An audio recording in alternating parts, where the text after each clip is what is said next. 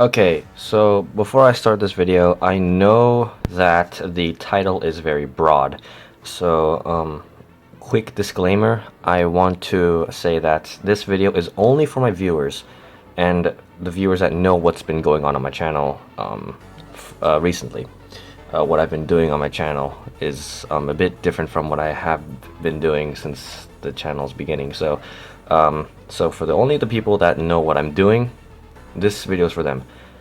Yes, the title is broad, and I know someone might have clicked this without knowing what what I do on my channel.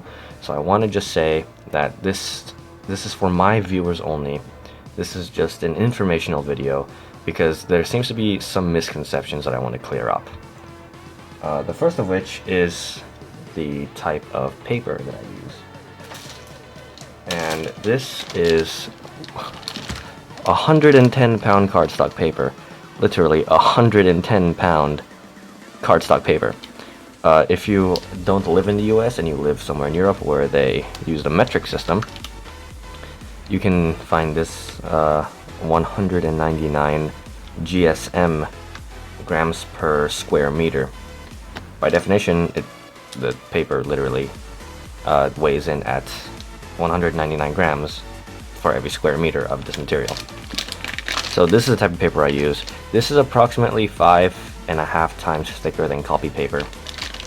So I mean, if you want to use copy paper, go ahead, just use 5.5 times more than what is used in the video. So this paper isn't exactly the easiest thing to get where I live, to be honest. It's not very common because everyone uses is copy paper, and so I recommend buying this online if you can't find it at your local store. And you can find it pretty easily online. Actually, all you gotta just look up is 110-pound cardstock paper or 199 GSM paper, and you'll find it. It's easy. Now, another misconception that seems to be in my channel is sheets versus layers. I do say the word sheets a lot, but when I say sheets, I mean sheets. Sheets of paper. One sheet of paper can definitely make more than one layer. There's a slight misconception about what the difference between sheets and layers is. There's definitely, one sheet can definitely make more than one layer. And I can understand that some people might be confused by that. Maybe because your English wasn't your first language, or maybe you're not old enough to understand, in which case I would be questioning why you're playing an 18+ game like CSGO. So, this is the type of paper I use, and this is how I use it. What I do is I take one sheet and I fold it over to make one hardened layer.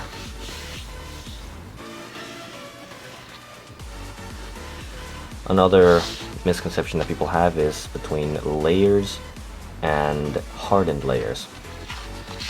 I just want to clear this up now. One sheet folded over in half is one hardened layer, which is 2 layers of paper. There's always those 3 terms that get mixed up. There's sheets, layers, and hardened layers. One sheet can make one hardened layer, which is 2 layers of paper. And I really want to clear that up. I really want that not to be a misconception. I will mostly use the word sheet and the word hardened layers. I will almost never use the word layers because that's inconvenient.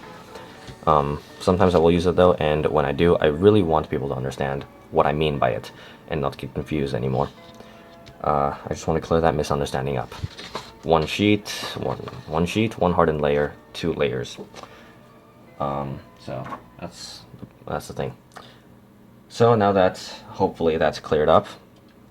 Another question I get on my channel is, what type of glue do I use? Now in the US, it's just school glue, and the biggest company in the US that sells this kind of glue is Elmer's. I understand in other places in the world, they don't have this. They don't use this. I've seen some crafting videos on European channels, and they seem to have a different color. So I can understand where the confusion comes from. This is a white glue, and their videos seem to have some kind of yellow, tan-ish kind of glue. I just want to say it doesn't matter. It really doesn't matter as long as it's as long as it works on paper. If you know that the type of glue is made for gluing paper, then use it, because that's fine. This is just what I use. You can use any variant of utility common glue that you can find. A bit more easier to identify is super glue, but I really want to make sure that it's the liquid type. Please make sure that it's liquid and not the gel. Super glue is sold in both liquid and gel form. The liquid is more useful because the liquid can seep into the paper and dry it from the inside, and it hardens from the inside out. But if you have gel glue, then the gel kind of just sits on top of the paper and doesn't really do that much. So always use liquid if you can. Liquid is the best solution. Another common comment I get on my channel is, what type of knife do I use? You can use an X-Acto knife, which is the most popular knife for crafting in the US.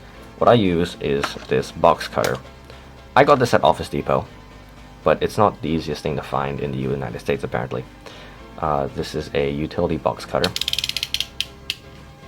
and because of its long blade that has these segments on it, I don't know if you can see it. Hopefully that will focus. Yes. There's little segments on it. It means that you can, if the tip becomes dull, you can just pop this piece off and it will have another sharp piece in it. I like to use this because it can last you a lot longer time. You can use this for a year without having to get a new knife. While an X-Acto knife, you can probably use it for a week and it will break.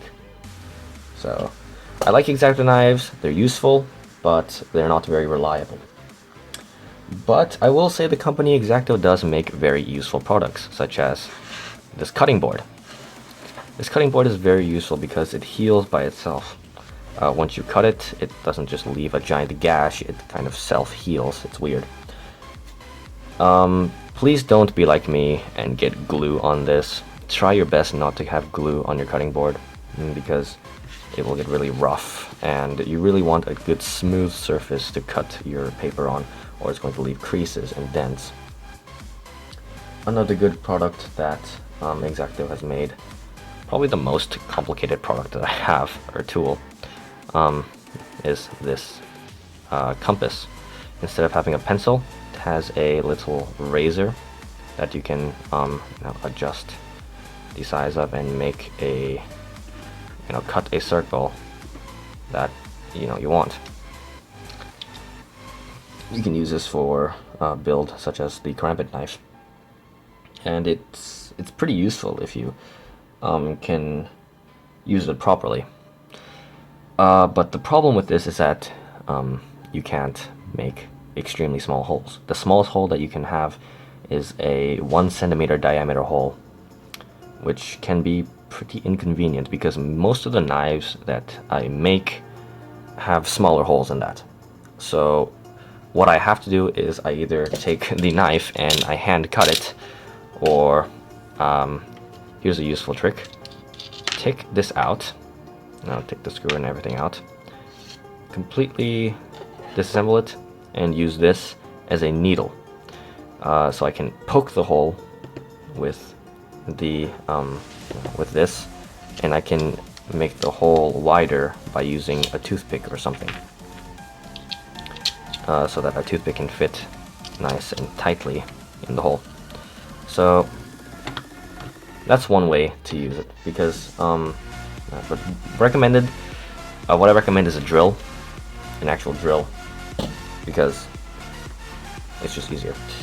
But the only problem with the drill that I have is that you have to use it when the paper is completely dry, which can take up to a week to dry. minimum, I say wait 4 days for the paper to dry. Anything less than that, and the drill is going to tear your paper. It's going to, warp and wrinkle it, and it's going to look really nasty.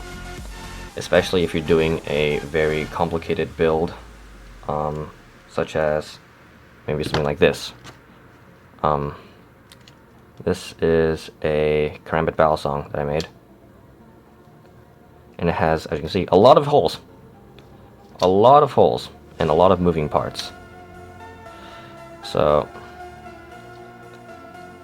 just, especially when holes are in close proximity to each other, you really want to wait till the paper is completely dry before you start cutting out any holes.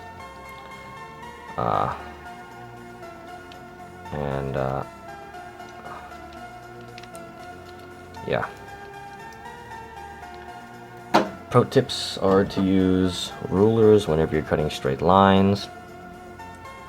And please, whatever you do, don't use scissors. Please don't use scissors. Scissors are terrible. The reason that scissors are bad for paper builds like this is because when scissors cut, they kind of bend the paper towards a tight little pack, and what that can do is it can mess up the other sides of the paper. It will warp, and it will rip. Especially if you're using 4 layers of hardened paper, it will mess up your build. If you're making something with really thin parts, like a normal ballad song, this is definitely out of the question, because it will mess up your handles so much.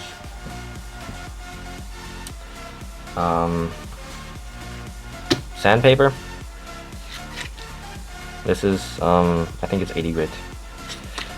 I use this, and I don't like it. Use a higher grit sandpaper if you can. Use maybe 100 grit sandpaper, and that will make your knives extremely smooth. I wish I had higher grit. I don't. I'm going to buy some later. I think that's it. This video will be referred to many times during a tutorial. And yes, if you haven't guessed, I will start making tutorials, because if I don't, you guys won't shut up about it. The reason I've been slow on video uploads is because, well, I can always give the excuse of schoolwork, but I have been working on bigger projects. So, with that said, hopefully this clears up any misunderstandings. If you still have a question, leave it in the comments, and I will try to answer them as quick as possible. With that, thanks for watching, and I'll see you next time.